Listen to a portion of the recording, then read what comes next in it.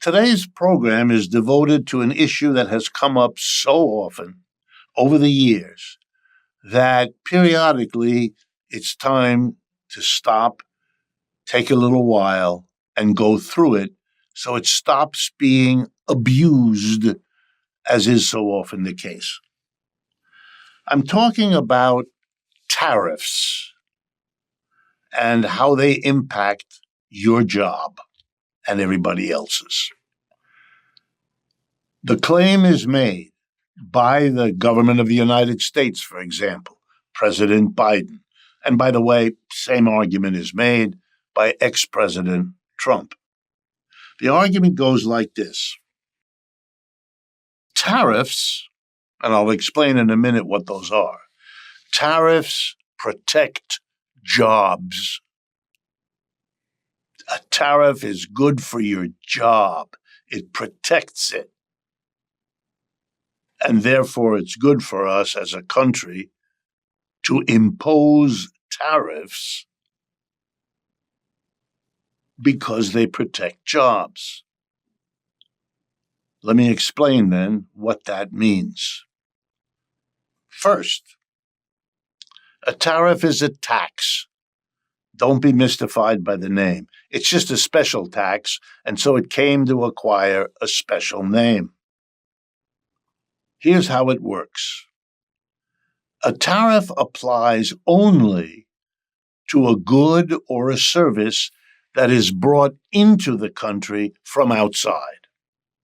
Anything produced inside the country, sold inside the country, is not affected by tariffs. They don't apply. A tariff is the name of a tax that applies uniquely and exclusively on imports. I'll give you a simple example. Suppose you like Italian wine. You go to the local store and you buy a bottle of Italian wine.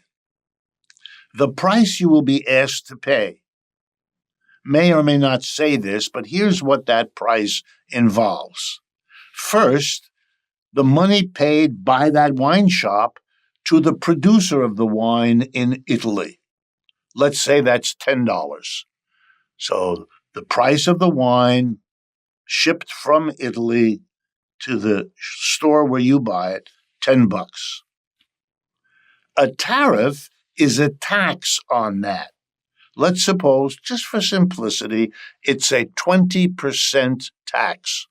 That means the wine shop owner will price that bottle at $10, what he had to pay to the Italian winemaker, plus $2, that's the tariff, 20% of 10. And who gets that? Uncle Sam. Tariffs are paid to the United States government because it's the government that put that tariff, that tax, on the bottle of wine. So the cost to the shop is 10 plus 2 or $12 for the wine. Now the shopkeeper wants to make a profit too. That's his income. So he'll probably price the wine at somewhere between $15 and $20. He'll keep whatever is above $12 that he charges, and he'll use the other $2 to pay Uncle Sam and the other $10 to the wine producer in Italy. That's how this works.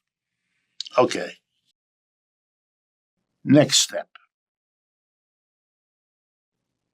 The wine producers in California like there to be tariffs on wine because that means that all wine coming in from Italy, France, Australia, or anywhere else is going to have a higher price to you and me, the buyers of the wine. Because on top of whatever they charge for their wine, Uncle Sam is putting an extra charge, in this case, 20%. Why do the California wine growers like this? Because it means the wines they compete against, the wines that compete with California wines, are going to be more expensive than they would otherwise be. And the buyer is a bit more likely to buy the California wine, which doesn't have to pay a tariff, versus the Australian, the French, the Italian, the German wine that does when it comes into the country. So here's the simple story that producers all around the United States, if they're honest, will tell you. We like tariffs because it's competitively advantageous to us, because we don't have to pay them. Our competitors from outside the country have to pay. And that means we're going to sell more California wines because they don't have to pay the tax. Their price doesn't have to reflect the tax the way that happens with imported wines. And out of that, you get the idea tariffs protect jobs. And to a point, it's true. It means that people will keep their jobs in the California wine fields. The people who manage the vines, the people who till the soil, the people who package the wine, they'll keep their jobs because more California wines are sold. Why? Because you've hit the importer competitor with a tariff only paid by him, not by you folks in California. So it protects the jobs in the industries where tariffs are imposed on imported competing goods or services. And up to this point, everything is true. But the next sentence is false. That's the end of the story. That sentence is false. It's not the end of the story because the tariff doesn't only affect the industry where the tariff is imposed. And I'll give you an example, but to do that, I'm going to shift from wine to automobiles. And I'm going to take an example that's right in the news today. Almost everywhere else in the world these days, you will see on the road electric cars and electric trucks produced in China, People's Republic of China. Why?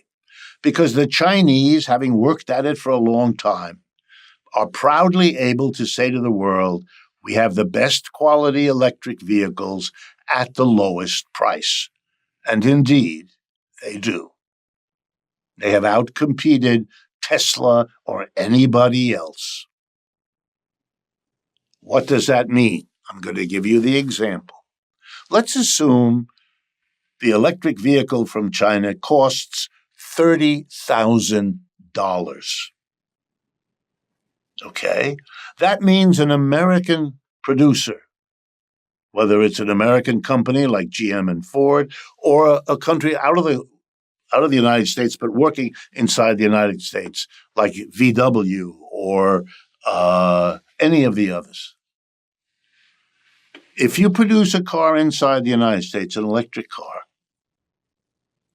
it turns out that to do the same thing roughly as the Chinese do, you're going to have to spend more money. The Chinese are better at it. They've outcompeted everybody. So to produce a roughly comparable car would cost in the United States $40,000. Okay, you and I both know what's going to happen now, and so does everybody else. If the electric car was sold at what it costs to produce it, the Chinese car would sell for $30,000 and the American car for $40,000. And Americans, like everybody else, would buy the Chinese car. This makes the American car producers very unhappy. They can't make the profits from the electric car they want to make. Okay, so they went to Uncle Sam, or in this case, President Biden, and they went to President Trump.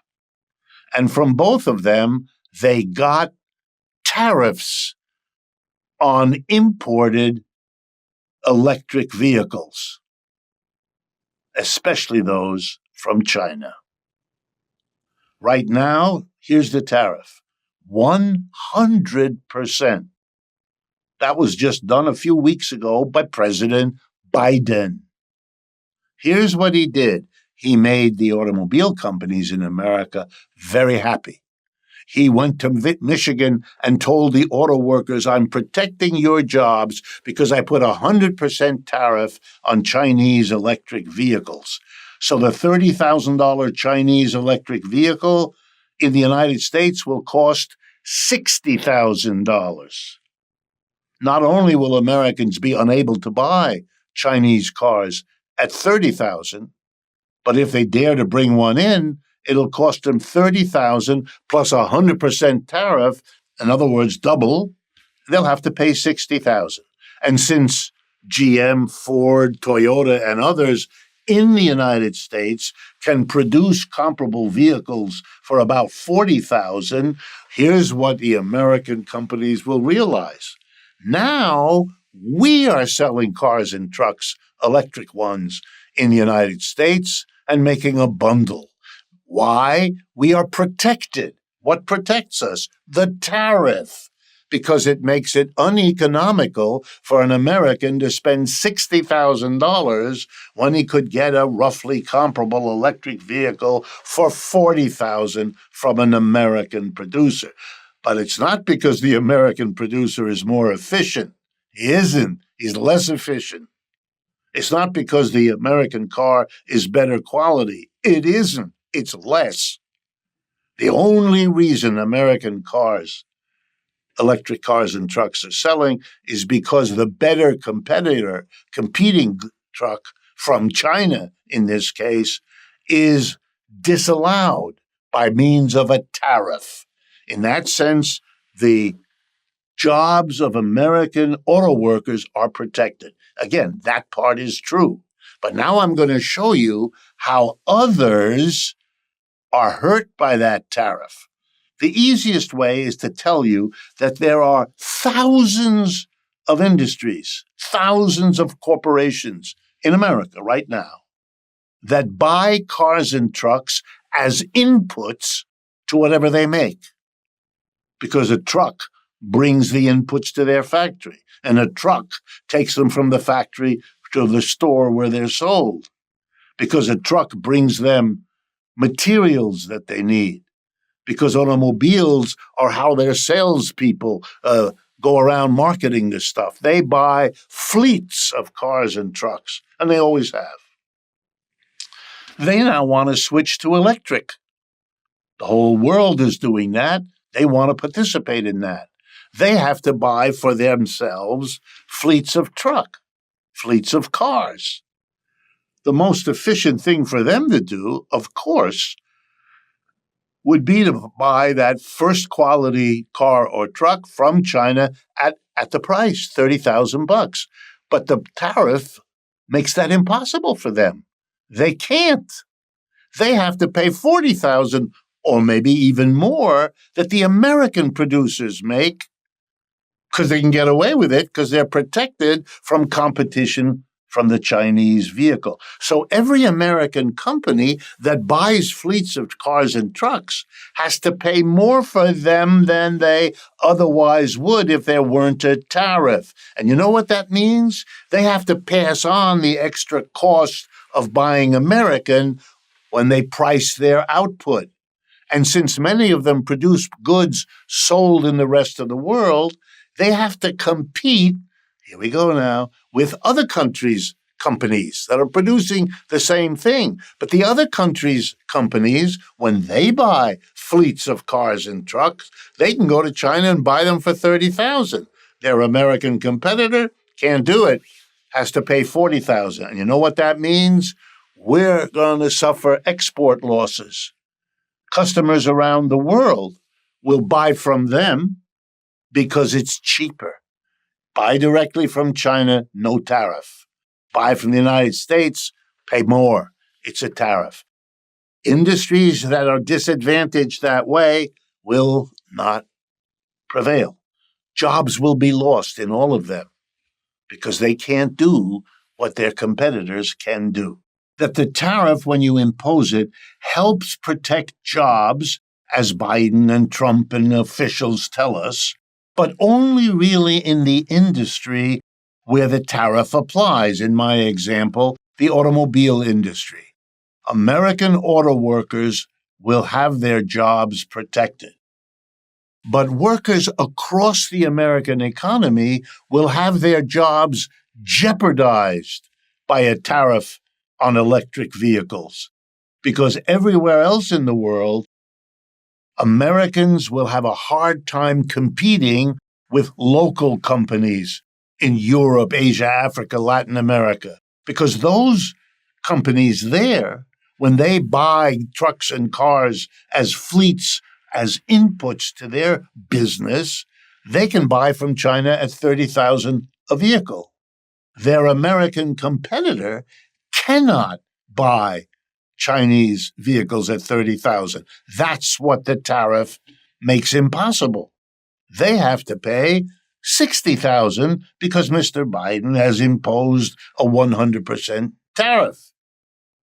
So that disadvantage for the American company means they'll have to have prices that are higher than they otherwise would have because they can't buy the cheap Chinese truck or car.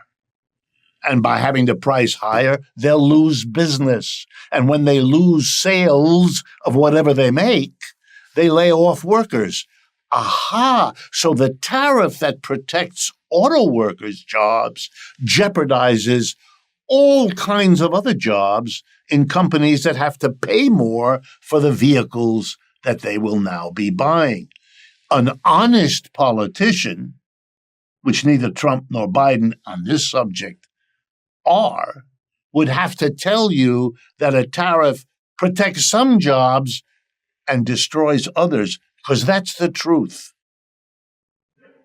And so now it turns out a tariff is good for some workers and good for the profits of those companies, but not for others. And now I can explain to you what you might not have understood before. In every capitalist country, this kind of issue has always been there. There have been companies who saw profits in having free trade, no tariffs, no government intervention, the so-called free market, because they thought, we don't want to have to pay higher prices, so we don't want tariffs. And then there were always other industries, like today's electric car industry, that needed tariffs, not only to keep their profits, but to make any profits at all. So there's always a struggle, always has been, between those companies that want tariffs, or protection, it's called. It's, by the way, called protectionism when you interfere this way, and those industries that don't. And whether we have a period of free trade or a period of protectionism is not some mystery. It doesn't fall from the skies which one we have. It's purely an outcome of a fight between two groups of capitalists, one of whom sees more profit with a tariff and the other one without one. And what we have, the rest of us who live in capitalist economies, we have to live with whichever one of those two groups of capitalists was the stronger. Now, here's the problem. A tariff can only be put in by the government. So the two different groups of capitalists fight to persuade the government, in one case, put on a tariff, in the other case, leave off the tariff. And when you're trying to convince the politician, what do corporations do? Number one, they bribe if and when they can. Number two, they donate to the candidate or the party. That's a polite term for bribe. Number three, they hire lobbyists to work with the politicians. They do everything they can to get the tariff, if that's what's profitable, or to prevent the tariff, if that's what's profitable. And then both capitalists, here we go now, want to persuade the public to go on their side, because if you want tariffs and you can get public opinion to be for tariffs, you'll get it.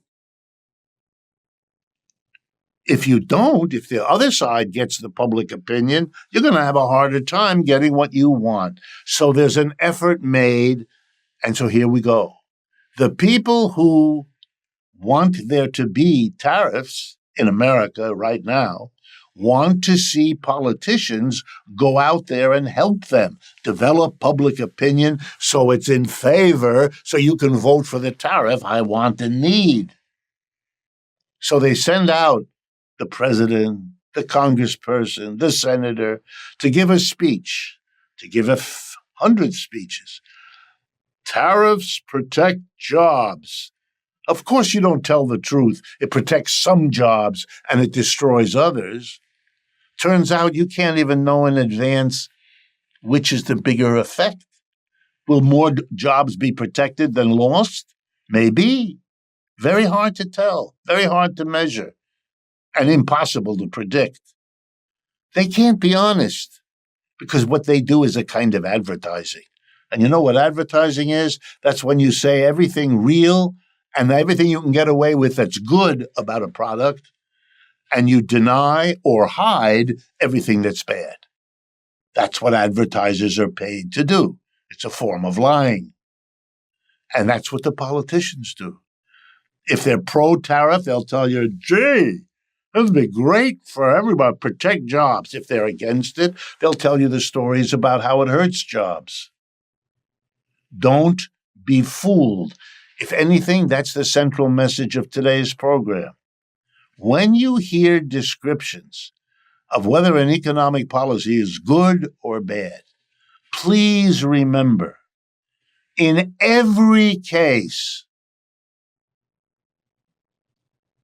it's neither one nor the other. It's a mixture. Some people gain, others lose. Some companies win, others don't. Some profits are protected, other profits are destroyed. It's usually that way. And an honest person, journalist, professor, politician, will tell you that. Be square with you.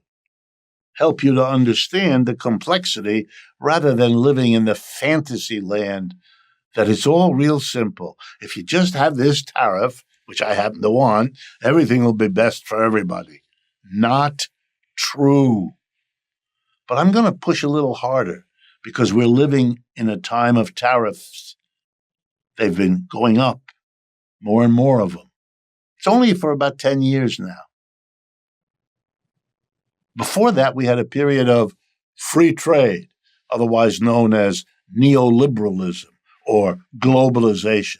We were told by the capitalists who wanted it to have free trade. You know what they wanted? They wanted to be able to leave the United States, close their factories, offices, and stores, and open them in China and India and Brazil, because they could get away with paying people a lot less wages, and it would be so profitable to get away with low wages, it would pay more than you needed to ship that stuff all the way back to the American store where it's sold, even though it was made in India or China or someplace else. So we were told free trade is best for everybody. Free trade is just the best thing. No honesty about who would win and who would lose.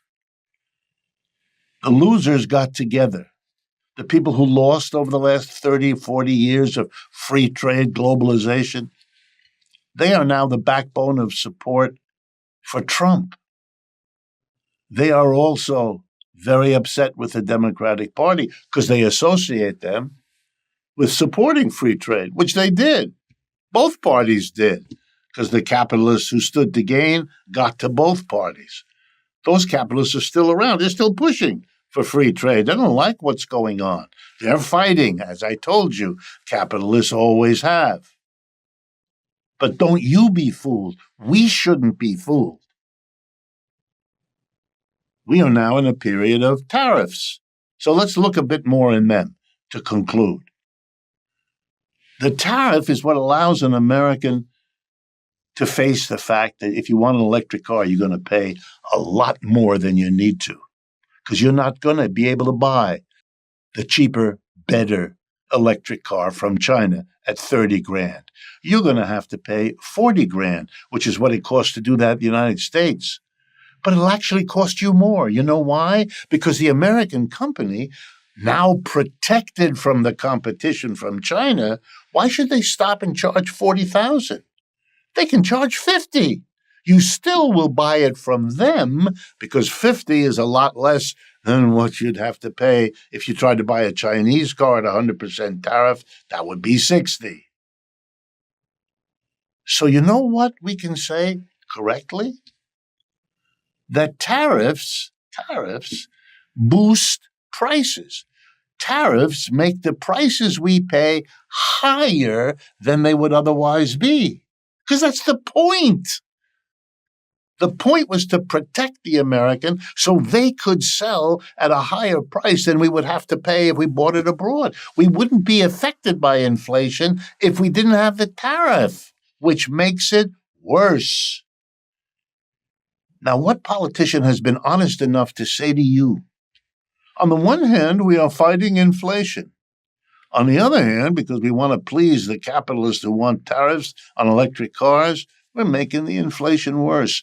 But okay, we're advertisers. We won't tell you about one of them. We'll tell you about we're saving jobs for auto workers. We won't tell you that we're worsening the inflation that is itself a job killer. As prices go up, more and more people can't afford things. And if they can't afford things whose prices have gone up, there's less incentive for employers to hire people to produce when the price is too high for people to buy as much as before. So guess what? When you worsen an inflation, it's bad for jobs. There we have it again. Some workers are protected, others are thrown under the bus. Last point. We don't live in the world alone. If we put tariffs on things, it hurts foreigners. The Chinese electric car company can't sell as many cars in America because even though they only would want $30,000 for the car, Americans have to spend $60,000. So they're not going to buy the Chinese cars. That's bad for the Chinese. They don't like that. That hurts their profits, hurts their jobs. Guess what they can do? You know, they can retaliate. They can put tariffs on their country. So if we have American goods trying to be sold in China, they're going to have a higher price because the tariff's going to be put on them. Chinese have already done that. They'll be doing it some more. Will you add the retaliation and its effects? More jobs are going to get lost in this country. Underscoring the reality. Don't be used as a tool. The working class is bombarded with false claims, either that tariffs are a very good thing and we will all be better off, or that they're a very bad thing and we'll all be worse off. They're both playing with you, with us, lining us up to support them to get the tariff they want or to prevent the tariff they don't want.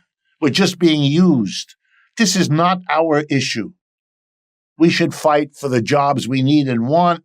Don't rely on capitalists to have a fight with one another and imagine they're concerned about your job. They aren't. They're concerned about their profits. And we ought to be concerned about what our lives are like. Don't be fooled.